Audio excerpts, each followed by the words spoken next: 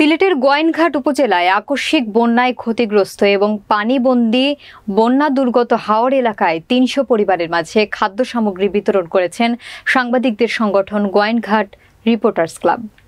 গোয়াইনঘাট থেকে নুরুল আলমের প্রতিবেদনে থাকছে বিস্তারিত।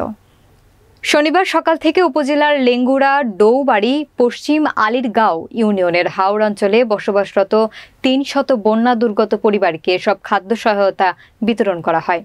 এ সময় উপস্থিত ছিলেন রিপোর্টার্স ক্লাবের সভাপতি সাদিকুর রহমান, সহসভাপতি নোমান আহমদ, সাধারণ সম্পাদক ইমরান আহমদ, যুগ্ম সাধারণ সম্পাদক রহিম উদ্দিন, সাংগঠনিক সম্পাদক তানজিল হোসেন, সহ সাংগঠনিক সম্পাদক ইব্রাহিম আলী এবং নির্বাহী সদস্য মারজানুল আজহার জুনেদ সহ আরও অনেকে।